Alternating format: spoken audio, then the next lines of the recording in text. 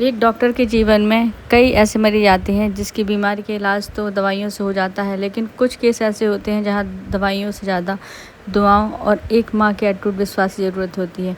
आज मैं आपको एक ऐसी ही माँ की कहानी सुनाने जा रही हूँ। कुछ समय पहले मेरे क्लिनिक पे एक महिला आई। उसकी आंखों में एक गहरा दर्द था और उम्मीद की आखिरी किरण।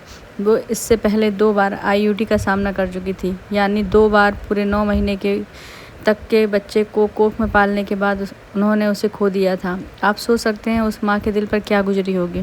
9 महीने का इंतज़ार और अंत में सिर्फ खाली हाथ। 2 हादसों के बाद वो कंसीव नहीं कर पा रही थी। जब वो मेरे पास आई तो हमने उसका प्रॉपर ट्रीटमेंट शुरू किया।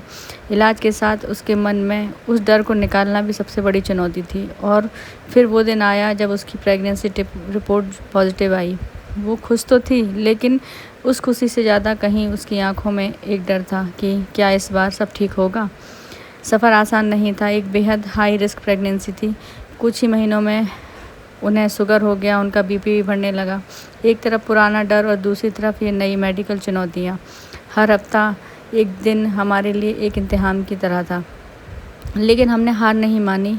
हर दिन सख्त मॉनिटरिंग के साथ सही डाइट, दवाइयाँ और सबसे बढ़कर उस माँ का जज्बा जो हर गाइडलाइन को बहुत सख्ती से फॉलो कर रही थी। वो अपने बच्चे को इस दुनिया में हर मुसीबत से लड़ने के लिए तैयार थी। हमारा क्लिनिक सिर्फ एक अस्पताल नहीं, उसके लिए एक उम्मीद का घर बन गया था। और फिर वो 9वां महीना पूरा हुआ। ऑपरेशन थिएटर का वो दरवाज़ा खुला और कुछ ही देर बाद जब कमरे से एक नन्हे बच्चे के रोने की आवाज़ गूंजी तो मानो अस्पताल की दीवारें भी मुस्कुरा उठीं।